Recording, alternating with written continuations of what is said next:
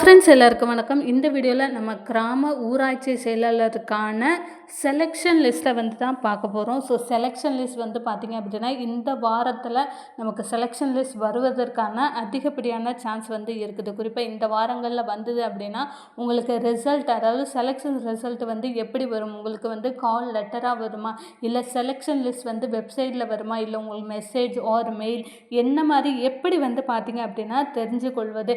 அதுக்கப்புறம் யாருக்கெல்லாம் என்ன மார்க் உடையவர்கள், நீங்கள் 10ஆவதில் உங்களோட மார்க் எவ்வளோ மார்க் இருந்தது அப்படின்னா நீங்கள் செலெக்ஷன் லிஸ்ட்டில் செலக்ட் ஆகிறதுக்கான சான்ஸ் இருக்குது. ஸோ செலெக்ஷன் லிஸ்ட் ப்ராசஸை பொறுத்தளவில் உங்களுக்கு எப்படி நடக்கும், இந்த வாரத்தில் வந்தது அப்படின்னா எந்த டேட்டில் வரும், எந்த கிழமைகளில் வரும், யாரெல்லாம் இதில் செலக்ட் ஆகி நெக்ஸ்ட் லெவல் போக போகிறாங்க அப்படின்ற ஆல் டீட்டெயில்ஸ் பார்த்திங்க அப்படின்னா நான் உங்களுக்கு இந்த வீடியோவில் சொல்கிறேன். அதற்கு முன்னாடி நம்ம சேனலை நீங்கள் ஃபர்ஸ்ட் டைம் பார்க்குறீங்க அப்படின்னா மறக்காமல் சப்ஸ்கிரைப் பண்ணிட்டு பாருங்கள். அப்படின்னா தான் இந்த கிராம ஊராட்சி செயலாளர் சம்மந்தமான ரெகுலர் அப்டேட் உங்களுக்கு நோட்டிஃபிகேஷனாக வரும். இந்த வீடியோ உங்களுக்கு ஹெல்ப்ஃபுல்லாக இருந்துன்னு நினச்சிங்கன்னா மறக்காமல் ஒரு லைக் பண்ணுங்கள். இப்போ வாங்க நம்ம வீடியோக்குள்ளே போகலாம். கிராம ஊராட்சி செயலாளர் இந்த வேலைவாய்ப்புக்கு எல்லாருமே பார்த்திங்க அப்படின்னா அப்ளிகேஷன்ஸ் போட்டுட்டாங்க. கிட்டத்தட்ட பார்த்திங்க அப்படின்னா நவம்பர் 24ஆம் தேதி வரை உங்களுக்கு அப்ளிகேஷன்ஸ் ப்ராசஸ், அதாவது சரிபார்க்கிற பணியில் ஈடுபடுறாங்க அப்படின்றத சொல்கிறாங்க. ஸோ அது முடிஞ்சதுக்கு அப்புறமா நமக்கு அந்தந்த மாவட்டங்களுக்கு பார்த்திங்க அப்படின்னா தனித்தனியாக ரிசல்ட் வருமா, இல்லை ஒரே நாளில் எல்லா மாவட்டங்களுக்கும் வருமா, யாருக்கெல்லாம் வரும், எப்படி பார்த்திங்கன்னா அப்படின்னா செலெக்ஷன் லிஸ்ட் விட போகிறாங்க அப்படின்றது தான் நம்ம ஒன் பை ஒன்னாக பார்க்க போகிறோம். ஃபஸ்ட்டு பார்த்திங்க அப்படின்னா நமக்கு நவம்பர் 10 தேதியிலேருந்து 24 தேதி வரை விண்ணப்பங்கள் சரிபார்க்கப்படும் அப்படின்னு சொல்கிறாங்க. ஸோ 25ஆம் தேதியிலேருந்து பார்த்திங்க அப்படின்னா நமக்கு இந்த ரிசல்ட், அதாவது செலெக்ஷன் லிஸ்ட் வருவதற்கான சான்ஸ் பார்த்திங்கன்னா இருக்குது. ஸோ செலெக்ஷன் லிஸ்ட் வரும் அப்படின்னு சொல்கிறீங்களே, செலெக்ஷன் லிஸ்ட் பார்த்திங்க அப்படின்னா உங்களுக்கு நீங்கள் எப்படி போயிட்டு செக் பண்ணலாம், அதாவது உங்கள் மாவட்டத்தில் செக் பண்ணலாமா, இல்லை பார்த்திங்க அப்படின்னா உங்களுக்கு லெட்டராக வருமா அப்படின்ற மாதிரி நிறைய கேள்விகள் இருக்குது. கண்டிப்பாக பார்த்திங்க அப்படின்னா நமக்கு ஒரு ஒரு ஒரு எஸ்எம்எஸ் கூட வருவதற்கான சான்ஸ் இருக்குது. ஸோ அது மட்டும் இல்லாமல் நமக்கு அந்த டிஎன்ஆர்டி அப்படின்ற வெப்சைட்டில் பார்த்திங்க அப்படின்னா அந்தந்த மாவட்டத்தோட வெப்சைட்டில் பார்த்திங்க அப்படின்னா நமக்கு செலெக்ஷன் லிஸ்ட் விடுவாங்க. அதுக்கப்புறம் பார்த்திங்க அப்படின்னா நமக்கு, அதாவது செலக்ட் ஆனவங்களுக்கு பார்த்திங்க அப்படின்னா உங்களுக்கு லெட்டராகவும் அனுப்புறதுக்கான சான்ஸ் பார்த்திங்கன்னா இருக்குது. ஒன்ஸ் உங்களுக்கு செலெக்ஷன் லிஸ்ட் உங்களுக்கு ஆன்லைன்லேயுமே பப்ளிஷ் பண்ணுவாங்க. ஸோ ஆன்லைனில் பப்ளிஷ் பண்ணிவிட்டு யாரெல்லாம் இன்டர்வியூக்கு நீங்கள் செலக்டட் அப்படின்ற லிஸ்ட்டையும் பார்த்திங்க அப்படின்னா வெளியிட்டுருவாங்க. வெளியிட்டு உங்களுக்கு கால் லெட்டர் அனுப்புவாங்க. கால் லெட்டரை பொறுத்தளவில் நமக்கு ஆன்லைனில் நமக்கு ரிசல்ட்டை பப்ளிஷ் பண்ணாலும் இன்டர்வியூ ஒரே நாளில் எல்லா மாவட்டங்களையும் நடக்காது. அதுதான் ஒரு விஷயம். ஸோ அதனால் நமக்கு கால் லெட்டர் அனுப்புவாங்க. கால் லெட்டர் அனுப்பி இந்த தேதியில் இந்த இடத்துக்கு வரணும் அப்படின்னு இந்த டைமிங், இப்போ ஒவ்வொரு பேட்சாக பிரிப்பாங்க. இப்போ நமக்கு 1:5 இல்லை 1:3 அப்படின்ற அடிப்படையில் நமக்கு வேக்கன்சிஸ்க்கு எடுத்து நமக்கு இன்டர்வியூ நடத்துகிறாங்கன்னா ஒரே டைமில் எல்லாருக்கும் இன்டர்வியூ நடக்க முடியாது.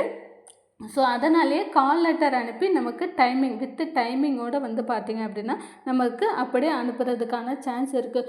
ஒரு வேளை பார்த்திங்க அப்படின்னா இல்லை குயிக்காக முடிக்கணும் இன்டர்வியூ ப்ராசஸ் அப்படிங்கும்போது உங்களுக்கு உங்களோட ரெஜிஸ்டர்ஸ் நம்பர், அதாவது உங்கள் அந்த ஆன்லைனில் செலெக்ஷன் லிஸ்ட்டு ரிலீஸ் பண்ணிவிட்டு உங்களோட ரெஜிஸ்டர் நம்பரை நீங்கள் போட்டிங்க அப்படின்னா உங்களுக்கு எந்த தேதியில் எந்த இடத்துக்கு எந்த டைமில் நீங்கள் இன்டர்வியூ அட்டன் பண்ணணும் அப்படின்ற டீட்டெயில்ஸோடு அப்படி ரிலீஸ் பண்ணுறதுக்கும் அதிகப்படியான சான்ஸ் இருக்குது. ஸோ எப்படி பண்ணுவாங்க அப்படின்றத சொல்ல முடியாது. ஏன்னா இந்த கிராம செயலாளர், இந்த பஞ்சாயத்து செக்ரட்டரியை பொறுத்தளவில் வேகமாக நடக்குது. அதாவது ஒரு 10 நாள் தான் செலெக்ஷன் ப்ராசஸ், அதுக்கப்புறம் இன்டர்வியூ நடக்க போகுது. ஸோ டிசம்பருக்குள்ளேயே அவங்க என்ன சொல்லியிருக்காங்கன்னா உங்களுக்கு அப்பாயின்மெண்ட் ஆர்டர் அப்படின்றது கொடுத்துருவாங்க அப்படின்றது சொல்லியிருக்காங்க. உங்களுக்கு செலெக்ஷன் லிஸ்ட் அப்படின்றது இந்த வீக்குள்ளே கண்டிப்பாக ரிலீஸ் பண்ணிடுவாங்க. ஸோ அதோடு கூட உங்களுக்கு கால் லெட்டரும் வரலாம், வராமலும் இருக்கலாம். வருவதற்கான சான்ஸ் வந்து பார்த்திங்கன்னா இருக்குது. இல்லாட்டி வந்து ஆன்லைன்லேயே வந்து நீங்கள் செக் பண்ணிக்கலாம். ஸோ இந்த வேலைக்கு எப்படி வந்து பார்த்திங்க அப்படின்னா செலக்ட் பண்ண போகிறாங்க, எதை வச்சு நமக்கு செலக்ட் பண்ண போகிறாங்க, இதுதான் வந்து நிறைய பேருக்கு டவுட்டு. என்ன வந்து செலக்ட் பண்ணுவாங்களா அப்படின்ற மாதிரி. ஸோ இதற்கு ஸ்டார்டிங்கே வந்து பார்த்திங்க அப்படின்னா 25,000 வரை நீங்கள் எதிர்பார்க்கலாம் அப்படின்றத வந்து சொல்லியிருக்காங்க. அதாவது ஃபஸ்ட்டு மந்த் சேலரியும் உங்களுக்கு 25,000 வந்து கிடைக்கும் அப்படின்னு சொல்லியிருக்காங்க. நீங்கள் யாரெல்லாம் வந்து 8ஆம் வகுப்பு வரை தமிழ் வழி கல்வி பயின்று இருக்கிறீங்க, தமிழ் நல்லா சரளமாக பேச எழுத தெரியும் அப்படின்றவங்களுக்கு கண்டிப்பாக முன்னுரிமை கொடுக்கப்படும் அப்படின்றதையுமே சொல்லியிருக்காங்க. தமிழ் வழி கல்வி யாரெல்லாம் பயின்றிருக்கீங்களோ அவங்களுக்கு கண்டிப்பாக ஒரு முன்னுரிமை அப்படின்றது கிடைக்கும். ஏன்னா இந்த வேலையை பொறுத்தளவில் நமக்கு தமிழ் மட்டும்தான் எல்லாமே இங்கே. ஸோ தமிழ் வழி கல்வி பயின்றவங்களுக்கு கண்டிப்பாக முன்னுரிமை இருக்குது. ஸோ அவங்களும் செலக்ட் ஆகிறதுக்கான சான்ஸ் இருக்குது. நெக்ஸ்ட்டு வந்து பார்த்திங்க அப்படின்னா 85% வந்து பார்த்திங்க அப்படின்னா நம்மளுடைய 10th மார்க் அப்படின்றத சொல்லியிருக்காங்க. ஸோ 10th மார்க்கு வந்து எவ்வளோக்கு எவ்வளோ அதிகமான மார்க் இருக்கோ அவ்வளோக்கு எவ்வளோ வந்து பார்த்திங்க அப்படின்னா நீங்கள் நெக்ஸ்ட் லெவல் அதாவது செலெக்ஷன் லிஸ்ட்டில் செலக்ட் ஆகிறதுக்கான சான்ஸ் வந்து பார்த்திங்கன்னா இருக்குது. ஸோ இப்போது எக்ஸாம்ஸ் எழுதுகிறவங்க எல்லாருமே வந்து பார்த்திங்க அப்படின்னா ஈஸியாக வந்து 400, 480, 490 அந்த மாதிரி எடுத்துடுறாங்களே. இதற்கு முன்னாடி அதாவது 2014, 15, 16 இந்த வருஷங்களில் எழுதுனவங்களுக்கு ரொம்ப கஷ்டமாக இருந்தது. அவங்கெல்லாம் வந்து என்ன பண்ணுறது? ஸோ அப்படிங்கும்போது இப்போ எழுதுகிறவங்க நிறைய பேர் வந்து பார்த்திங்க அப்படின்னா தமிழ் வழி கல்வியும் படிக்கிறாங்க, அது சமயம் இங்கிலீஷ் மீடியத்துலேயுமே வந்து படிக்கிறாங்க.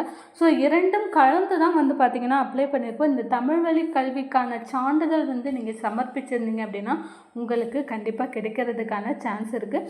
ஸோ அது மட்டும் இல்லாமல் வந்து பார்த்திங்க அப்படின்னா நிறைய இடஒதுக்கீடு அதை வந்து சொல்லியிருக்காங்க.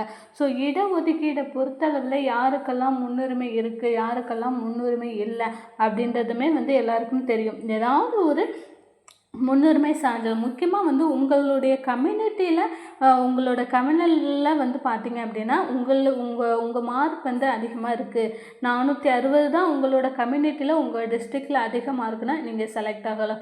இதே வந்து 400 மார்க்கு தான் உங்கள் டிஸ்ட்ரிக்டில் உங்கள் கம்யூனிட்டி வைஸ் அதிகமான மார்க் அப்படிங்கும்போது ஸோ அப்படியே செலக்ட் ஆகலாம். இன்னொன்று வந்து பார்த்திங்க அப்படின்னா நீங்கள் வந்து பெண்கள்லாம் இருக்கிறீங்க, பெண்கள் அப்படிங்கும்போது உங்களுக்கு பெண்களுக்கு தனியாக எல்லா டிஸ்ட்ரிக்ஸுமே வேகன்சிஸ் கொடுத்துருக்காங்க. ஸோ அதிகமாகவே கொடுத்துருக்காங்க. போத் விமன் அண்ட் மென்லேயும் கொடுத்துருக்காங்க, உங்களுக்கு ஜென்ரல் கேட்டகரியும் கொடுத்துருக்காங்க, விமென்ஸ் ஒன்லேயும் கொடுத்துருக்காங்க.